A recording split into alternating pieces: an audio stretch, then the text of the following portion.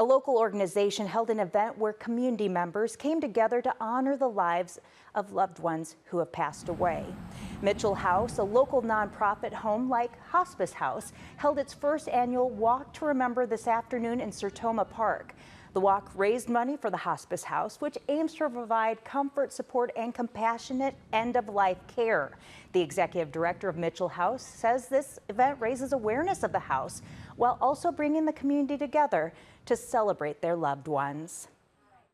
A lot of us have lost someone on hospice, and this is a great time to bring people together to walk in a moment of silence for those that we have lost. We're hoping that we can come together in a moment of our grief and just really get to know each other, that we're here in the community to support the community. The money raised at this walk is being matched by a generous anonymous donor up to $500,000.